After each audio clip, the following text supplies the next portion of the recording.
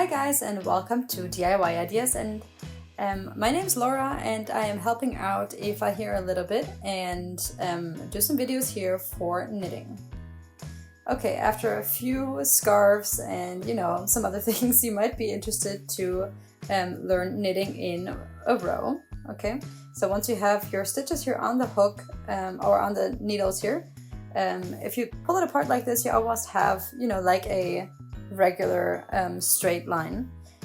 The question here is, how do you actually connect the rounds? So this is what you do. The first stitch you just move over. You can feel pretty quickly that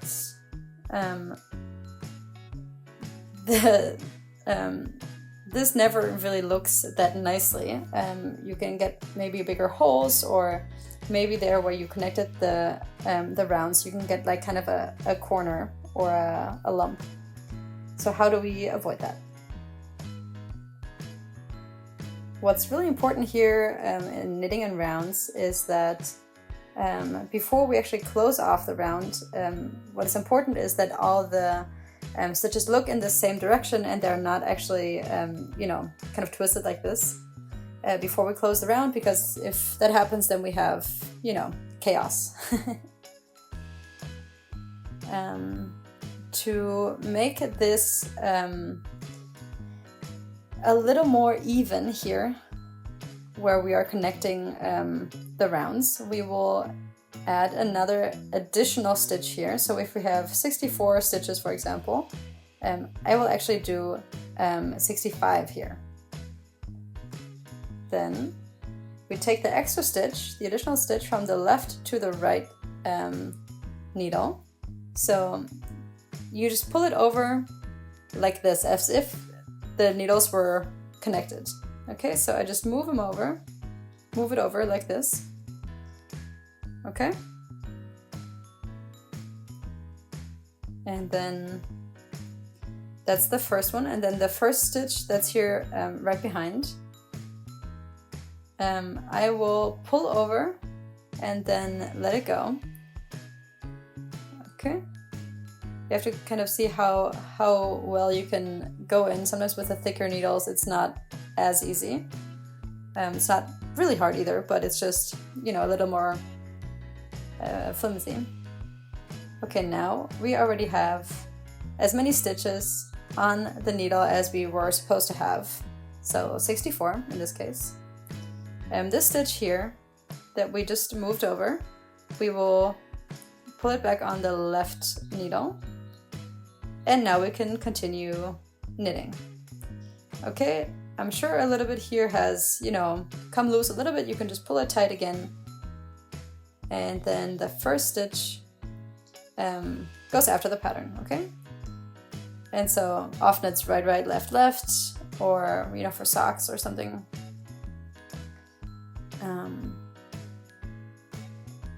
And that works in theory very well. And then if you look here a little closer, you can see that there's no corner and that it's all nice and tied together, so it's not super loose and there's no holes. Okay, so how does it work for the loop method here? So this means when we have not enough stitches here to fill actually the whole round here, and so we have to kind of divide the stitches up. So for example, for socks, or when you do sleeves for a shirt. So here we also add an additional stitch, and we make sure that there's no twists.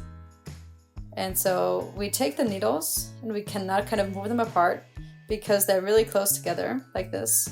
And so we always can pull out one needle.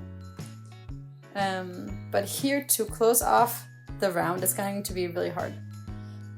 So I'm going to do this differently.